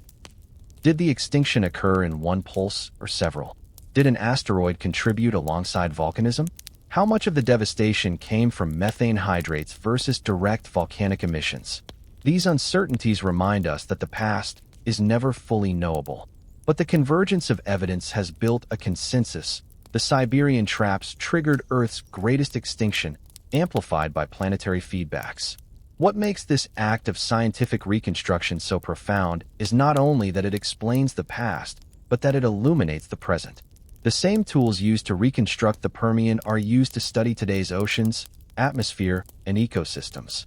Carbon isotopes track our own emissions. Climate models predict the consequences of modern greenhouse gases. Ocean chemistry studies reveal acidification underway in our own time. The Great Dying is not just history. It is a mirror, showing what happens when Earth's systems are pushed beyond their thresholds. Science rewinds time not to indulge curiosity alone, but to issue warning. The stones of Siberia, the black shales of the ocean floor, the fossils of Karoo and Meishan, all speak in unison. Earth is resilient, but not invincible. Life can endure catastrophe, but at unimaginable cost. Species vanish, ecosystems collapse, and recovery takes millions of years. Humanity, armed with knowledge, faces choices that the synapsids and ammonoids never could. In the end, The science that rewinds time reminds us that memory is etched not only in human words, but in Earth itself. Rocks remember, isotopes remember, fossils remember, and in their memory, written in silence, lies a story of fire, suffocation, and survival. To read that story is to be humbled by time, warned by history, and compelled to act with foresight. Even with the wealth of fossils, isotopes, and volcanic stone that testify to the Great Dying, the story of what happened 252 million years ago remains threaded with uncertainty. Science thrives not only on answers, but on questions, and the extinction at the end of the Permian is no exception. Paleontologists, geologists, and climatologists agree on the enormity of the event, and most see the Siberian Traps volcanism as its prime driver. Yet the finer details, the exact sequence, the scale of each contributing factor, and whether other culprits joined the volcanic onslaught, remain contested. The debates reveal the complexity of Earth's systems and the humility required in reconstructing deep time. One of the earliest alternative theories was that of an asteroid impact. After all, the extinction of the dinosaurs 66 million years ago was caused by the Chicxulub asteroid, leaving behind an unmistakable crater in the Yucatan Peninsula. Could something similar have happened at the Permian-Triassic boundary? Some evidence fueled speculation. In Australia, thin layers of shocked quartz, a mineral structure associated with high-energy impacts, were discovered in boundary rocks. Other sites yielded hints of iridium, a rare element often linked to extraterrestrial material. Yet no crater of appropriate size and age has been found. The Siberian Traps themselves stretch over millions of square kilometers, but they are volcanic, not impact-related. Without a crater, the asteroid theory remains intriguing but unproven. Some scientists propose that a smaller impact might have acted as a trigger, exacerbating volcanic and climatic stress. Others see the evidence as better explained by volcanism alone. Another debate centers on the role of methane hydrates. These frozen deposits, locked in ocean sediments, are stable under cold, high-pressure conditions. But warming seas can destabilize them, releasing massive amounts of methane, a greenhouse gas far more potent than carbon dioxide. Geochemical signals from the boundary suggest enormous methane releases recorded in the sharp negative carbon isotope excursions. Did the Siberian Traps merely begin the warming, with methane hydrates amplifying it into runaway climate change? Some scientists argue that methane release was the tipping point, turning a severe crisis into the Great Dying. Others caution that while methane undoubtedly contributed, the primary driver remained volcanism, with hydrates as secondary feedback. The tempo of the extinction is also debated. Was it a single catastrophic pulse, wiping out life in less than 100,000 years? Or was it a drawn-out sequence of crises, stretching over several million years, with pulses of volcanism causing repeated collapses? Evidence from different sites seems to tell different stories. At Maishan, the extinction horizon looks abrupt, suggesting a near-instantaneous event in geologic terms. Yet in other regions, fossil assemblages show staggered losses, hinting at waves of extinction. Some scientists reconcile these views by suggesting that the final pulse was sudden and catastrophic, but it was preceded by earlier phases of ecological stress. In this model, the Great Dying was both long and short, long in its buildup, short in its climax. There are also uncertainties about oxygen depletion and hydrogen sulfide poisoning. Black shales and biomarkers point clearly to anoxic oceans. But how far did hydrogen sulfide reach into the atmosphere? Did it merely poison shallow seas and coastal life? Or did it bubble up into the air, spreading toxic clouds across continents? Some models suggest hydrogen sulfide may have thinned the ozone layer, allowing deadly ultraviolet radiation to scorch the Earth. If so, the Great Dying was not only fire and suffocation, but radiation as well. Yet the evidence remains circumstantial, the scenario plausible, but not universally accepted. Debates also extend to the resilience of ecosystems. Why did certain groups survive when others perished utterly? Why, for instance, did ammonoids survive while trilobites vanished forever? Why did Lystrosaurus thrive while Gorgonopsids disappeared? Some attribute this to luck and geography, others to physiology and adaptability. Specialists were more vulnerable, Generalists survived. Burrowers and scavengers endured where large predators failed. But in detail, the patterns still puzzle scientists, reminding us that extinction is not only about global forces, but also about the quirks of biology. Finally, there is the philosophical debate. Was the Great Dying a unique, singular catastrophe, or was it part of a larger rhythm of Earth's deep history? Some scholars see it as one in a series of mass extinctions, each triggered by different but overlapping mechanisms: volcanism, impacts, climate change. Others see it as singular, a catastrophe unmatched before or since, whose scale was so extreme that it reshaped evolution itself. What unites all these debates is humility. The Earth's memory is imperfect. Rocks preserve fragments, but not the full story. Isotopes tell of chemistry, but not of suffering. Fossils show absence, but not the moment of death. Scientists reconstruct with what they have, always aware that each new discovery may rewrite the script. And yet, these debates are not weakness, they are strength. They show that science is alive, constantly testing, revising, refining. The Great Dying is a puzzle, and each hypothesis, asteroid, methane, volcanism, hydrogen sulfide, is a piece. Together, they paint a picture of catastrophe not caused by one trigger alone, but by multiple forces interacting, cascading, amplifying each other until the biosphere collapsed. For humanity, these debates matter beyond curiosity. They show us how complex, how fragile, how interconnected Earth's systems are. They remind us that multiple stressors, warming, acidification, pollution, habitat collapse, can converge, just as they did 252 million years ago. The Great Dying is not merely a chapter of prehistory. It is a warning, written in uncertainty, but clear in message. Push the Earth too far, and it will push back. Thus, the debates and doubts endure. Was there an asteroid? How much methane? How many pulses? Did hydrogen sulfide poison the skies? Each question sharpens our understanding. Each disagreement deepens our respect for the scale of the mystery. And in the end, whether one trigger or many, the conclusion is the same. The Earth of the late Permian was undone by its own systems, cascading into collapse. The debates may never end, but the lesson is unambiguous. When the Great Dying finally loosened its grip, the Earth was left scarred and diminished. Oceans that once teemed with trilobites, brachiopods, and corals were empty, black, and stagnant. Forests had been reduced to scrub and ferns. The air, once rich with oxygen, had thinned to levels that strained lungs. On land, the great predators of the Permian were gone, and only a handful of synapsids and reptiles stumbled through barren plains. It was a world profoundly changed, silent, simplified, fragile. And yet, slowly, life began the long road back. The first signs of recovery are seen in the dominance of Lystrosaurus, the unlikely hero of survival. This stocky, tusked dicynodont filled landscapes across Pangaea in the early Triassic. In South Africa's Karoo Basin, in India, in Russia, fossils of Lystrosaurus appear in such abundance that entire bone beds consist of their remains. They were generalists, burrowers, and herbivores capable of feeding on the scrubby plants that colonized the devastated land. In a world where specialization had been punished, simplicity and adaptability meant survival. For a time, the Earth was Lystrosaurus's domain, a testament to resilience amid collapse. Ferns also seized the opportunity. With forests gone, they spread rapidly, their spores colonizing disturbed soils.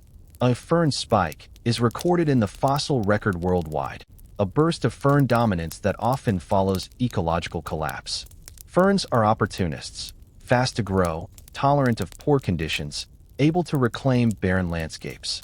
They did not rebuild the lost forests, but they stabilized soils, shaded streams, and paved the way for eventual recovery. In the oceans, the story was slower. Anoxic waters persisted for millions of years, with reefs gone and food webs truncated. The survivors, bivalves, gastropods, and a handful of ammonoids, occupied simplified ecosystems. Diversity was low and recovery sluggish. For nearly 5 million years, the seas remained depauperate, an ecological desert where life clung to existence in scattered pockets. Coral reefs, once centers of biodiversity, did not return until the Middle Triassic, millions of years after the extinction. It was as though the oceans themselves resisted recovery, their chemistry too unstable, their oxygen too scarce. And yet, recovery did come. By the Middle Triassic, around 10 million years after the extinction, new lineages began to emerge. Among reptiles, the first true archosaurs appeared, creatures that would give rise to crocodiles, pterosaurs, and dinosaurs. Amphibians, though reduced, diversified into new forms. Cynodonts, small and furtive, began to evolve mammal-like traits, carrying forward the lineage that would one day produce mammals. In the seas, ammonoids rebounded, evolving into dazzling new varieties. Fish diversified, and eventually, coral reefs returned, this time built by new groups of corals that still exist today. The ecosystems that emerged were not the same as those that had been lost. The Permian biosphere, with its glossopterous forests and trilobite seas, was gone forever. The Triassic world was something new, a reconstruction built from survivors. Diversity was lower, food webs simpler, but evolution worked tirelessly, experimenting with new forms, filling niches left empty by extinction. Out of devastation came innovation. The pace of recovery was uneven. Some regions rebounded faster than others, depending on local conditions.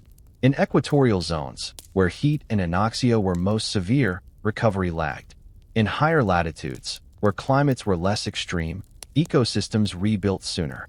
Fossil sites reveal these differences, some showing gradual increases in diversity, others remaining barren for millions of years. Recovery was not a single wave, but a patchwork of renewal across the globe. The long road back was also shaped by chance. Some lineages survived not because they were superior, but because they happened to be in the right place at the right time. Others, like Lystrosaurus, flourished temporarily before giving way to new groups. Evolution is opportunistic, and in the aftermath of mass extinction, opportunities abound. The collapse of dominant groups cleared ecological space for survivors to radiate. Without the Great Dying, archosaurs might never have risen to dominance, and dinosaurs might never have ruled the Mesozoic. The catastrophe, while nearly ending life, also reshaped it, creating the conditions for entirely new worlds. Geological records confirm this slow renewal. Carbon isotopes stabilize gradually, marking the return of balanced carbon cycling. Sediments shift from black shales to more oxygenated deposits. Fossil assemblages diversify layer by layer, from simple communities of ferns and Lystrosaurus to complex food webs of reptiles, fish, and insects. The Earth, though scarred, was healing. Yet the scars remained deep. It would take nearly 10 million years for global biodiversity to return to pre-extinction levels. Some lineages never recovered. Trilobites, rugose corals, and many insect families were gone forever. The ecosystems of the Triassic were new, not restored. Extinction is permanent, and while life rebounds, it does so in new directions. The long road back after the Great Dying is a testament to resilience, but also a reminder of fragility. Recovery was possible, but only over millions of years, timescales that dwarf human history. For the creatures of the early Triassic, survival meant living in a diminished world, where every breath was thin, every ecosystem precarious. Yet from their persistence came renewal, a world reshaped, a biosphere rebuilt. The Great Dying nearly ended life on Earth, but it did not. From the survivors, ferns, Lystrosaurus, cynodonts, ammonoids, came the seeds of the future. The forests, reefs, and food webs we know today owe their existence to the resilience of those few lineages that endured. The road was long, the silence deep, but life found its way back. The Permian-Triassic Extinction stands alone in magnitude, but it is not alone in kind. Across Earth's history, life has been punctuated by crises, 5 great mass extinctions, each reshaping the trajectory of evolution. The Great Dying was the most severe, but its echoes resonate in the other catastrophes, linking deep time to a larger rhythm of life, death, and renewal. By comparing these events, we see not only the uniqueness of the Permian apocalypse, but also the patterns that tie extinctions together, offering insight into how life responds when the Earth itself turns hostile. The earlier Ordovician-Silurian extinction, some 443 million years ago, was the first of these global crises. Triggered by a short, intense ice age, sea levels fell, and shallow marine habitats vanished. About 85% of species perished, primarily in the oceans. Trilobites, brachiopods, and corals bore the brunt. The cause was different, glaciation rather than volcanism, but the pattern familiar. Rapid environmental change overwhelming ecosystems. The Earth recovered, but altered, with survivors inheriting a reshaped world. The late Devonian extinction, about 372 million years ago, was slower and more drawn out, unfolding over millions of years. It was marked by repeated pulses of marine collapse, likely caused by widespread anoxia linked to changes in plant life on land. The rise of forests altered weathering, soil chemistry, and nutrient runoff, triggering algal blooms that suffocated seas. Reef systems collapsed, fish diversity declined, and about 75% of species vanished. It was not a single catastrophic blow, but a prolonged suffocation, a grim foreshadowing of the Permian oceans. The Permian-Triassic Extinction, 252 million years ago, was the third and most devastating. Unlike the others, it was nearly total, erasing 90 to 95% of species. Its cause was primarily volcanic, amplified by greenhouse gases, methane hydrates, and anoxic oceans. Its scale set it apart, but in its essence it was part of the same pattern: rapid environmental disruption overwhelming life's capacity to adapt.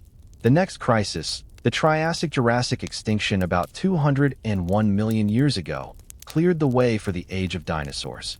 Likely triggered by volcanic activity associated with the rifting of Pangaea, it wiped out about 80% of species, including many reptiles and amphibians. As with the Permian, volcanism injected carbon dioxide, drove warming, and destabilized ecosystems.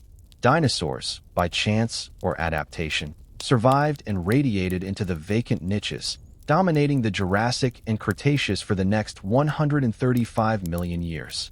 Finally, the most famous extinction, the Cretaceous-Paleogene (KPG) event 66 million years ago, brought an abrupt end to the reign of dinosaurs. This one was different in its trigger. An asteroid 6 miles wide struck the Yucatan, releasing energy equivalent to billions of atomic bombs. Fires, tsunamis, and a nuclear winter of dust and aerosols plunged the Earth into darkness. About 75% of species perished, including non-avian dinosaurs. Yet once again, survivors, birds, mammals, reptiles, rebuilt ecosystems, and from them emerged the modern world. The echoes among these extinctions are clear. Each was caused by rapid environmental disruption, whether cooling, warming, volcanic gases, or extraterrestrial impact. Each targeted ecosystems by destabilizing climate, chemistry, or both. Each erased dominant groups, clearing the way for new evolutionary lineages. And each was followed, slowly but inevitably, by recovery and renewal. Extinction, in Earth's deep history, is both destroyer and creator. It ends worlds but also opens paths for new ones. What makes the Permian extinction unique is its completeness. Other events claimed 70 to 85% of species. The Great Dying claimed nearly all. Its trigger was not external, like the asteroid of the KPG, but internal. Earth's own volcanism overwhelming its systems. Its recovery was the slowest, taking nearly 10 million years for ecosystems to regain complexity. It was, in every sense, the darkest chapter in the story of life. But in comparing it with other extinctions, a sobering truth emerges. Catastrophe is not an anomaly, but a recurring pattern. Earth's history is punctuated by crises, and each time, life has been forced to adapt, to rebuild, to reinvent itself. Without the Great Dying, archosaurs might not have risen, and dinosaurs might not have dominated. Without the KPG impact, mammals might never have flourished, and humans might never have emerged. Catastrophe shapes possibility. Extinction is the mother of invention. For modern humanity, these echoes are both humbling and chilling.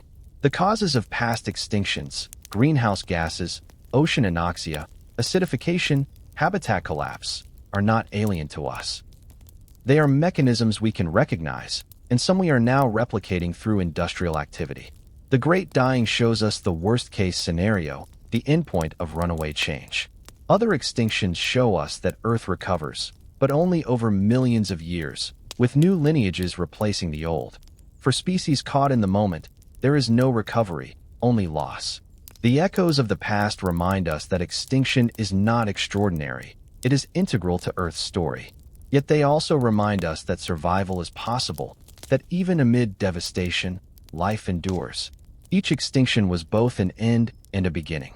The Great Dying was the end of the Paleozoic and the beginning of the Mesozoic, the stage on which dinosaurs would rise. The KPG was the end of the Mesozoic and the beginning of the Cenozoic, the stage for mammals and humans.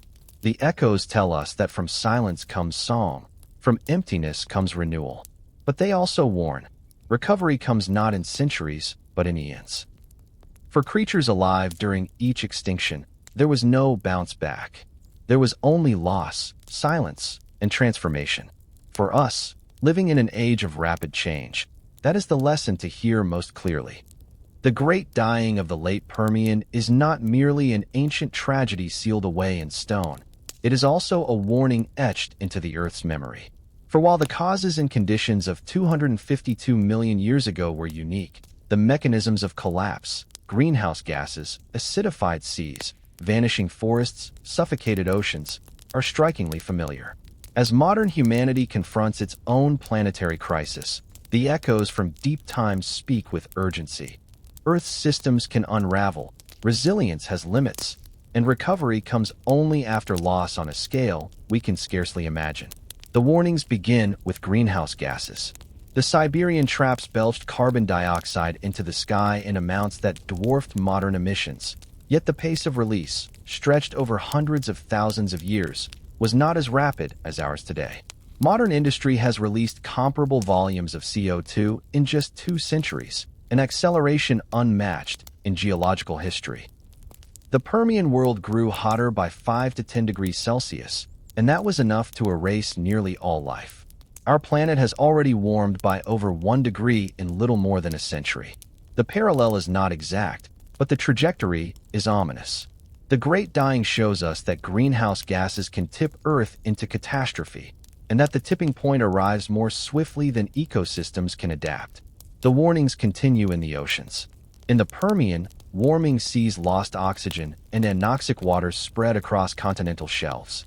Hydrogen sulfide, toxic and suffocating, poison life. Today, oxygen minimum zones are expanding, dead zones spreading in places like the Gulf of Mexico and the Arabian Sea. Ocean acidification, driven by our emissions, is weakening coral reefs and threatening shellfish. These are small echoes of the vast Permian collapse, but the principle is the same. When the chemistry of the sea is disrupted, life unravels. The Permian tells us how far this process can go. Oceans turn to graveyards, recovery measured not in decades, but in millions of years. On land, the collapse of forests in the Permian is another warning. Acid rain and rising temperatures stripped soils, starved plants, and turned landscapes barren.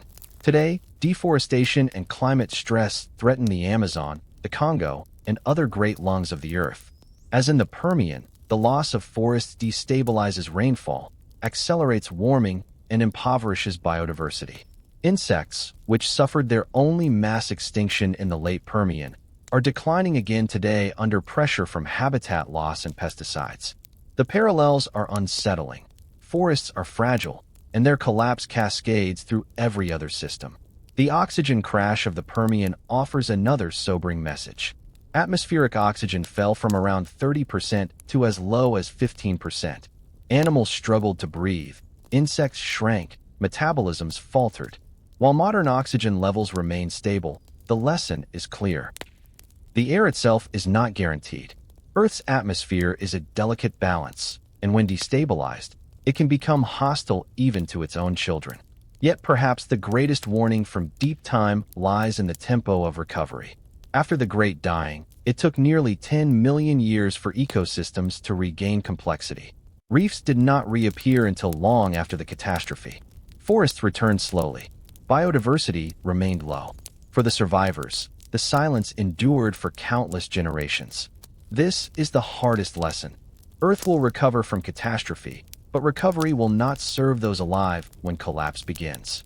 For them, extinction is permanent. Still, the Great Dying offers not only warnings, but insights into resilience. Generalists, small and adaptable, endured. Burrowers, opportunists, and pioneers like ferns found ways to survive. In our own time, these lessons remind us that diversity is strength, adaptability is survival, and overspecialization is risk. Preserving biodiversity is not sentimental but strategic. The more threads in the web of life, the greater its ability to withstand disruption. The final warning is philosophical. The Great Dying was not caused by malice or intent. It was the Earth itself, convulsing in volcanic fury, overwhelming its systems. In contrast, today's crisis is one of our own making. We have become a geological force, pumping carbon into the sky, reshaping forests, acidifying seas. We are the Siberian traps of our age, and unlike magma, we can choose. The rocks of the Permian remind us that if we continue unchecked, the outcome is not mystery, it is memory. The warnings from deep time are thus urgent and unambiguous. Earth is resilient, but not invincible. Life will endure, but not necessarily ours, not necessarily the species we know, not necessarily the abundance we cherish. Recovery will come, but only after silence, only after loss. The Great Dying tells us what is at stake. Not the planet itself, which will survive, but the worlds we inhabit, the voices we love, the possibilities of life as we know it. As we look back into that abyss of 252 million years ago, the message is clear. The Earth stopped breathing once. It can happen again. The question is not whether life will continue. The survivors will find a way, but whether we will be among them, whether our civilization will endure, or whether we will join the trilobites and gorgonopsids in the silence of extinction. The story of the Great Dying is both humbling and unsettling. More than 252 million years ago, life teetered on the edge of annihilation, undone not by an asteroid from the stars, but by forces rising from within the Earth itself.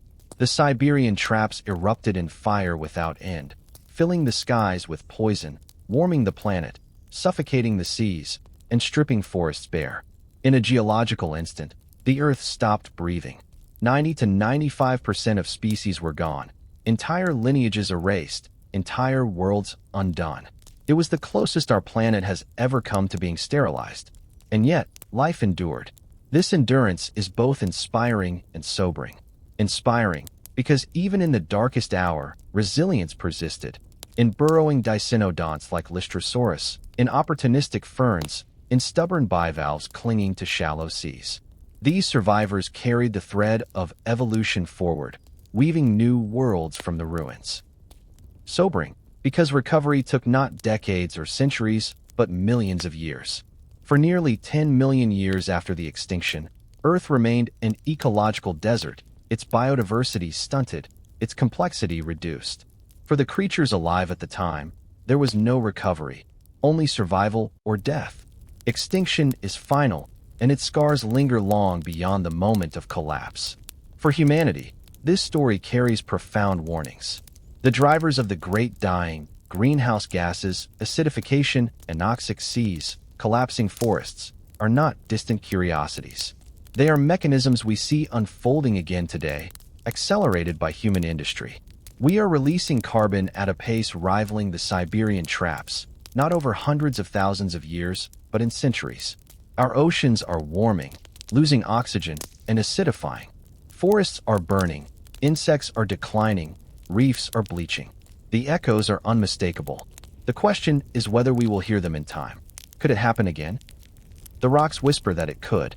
Earth's systems are interconnected, fragile, and capable of collapse when pushed beyond their thresholds.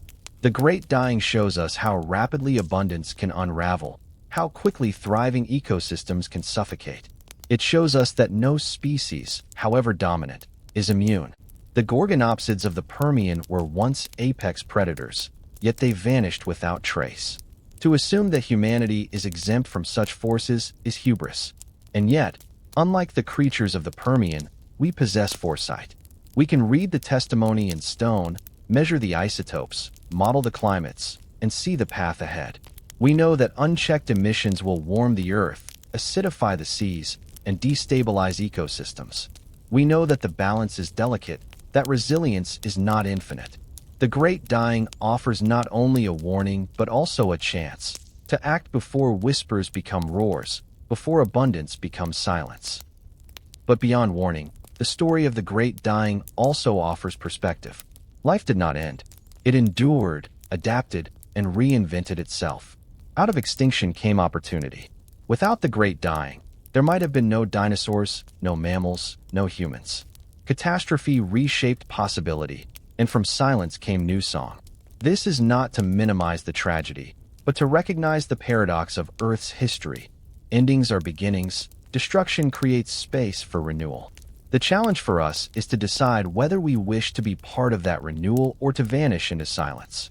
The Earth will recover, as it always has, but on timescales beyond our comprehension. For humanity, the lesson of deep time is clear. Survival depends not on dominance, but on adaptability, humility, and respect for the systems that sustain us. So could it happen again? Yes. The mechanisms exist, the warnings are plain. But unlike the Permian creatures, we hold the knowledge of what happened before.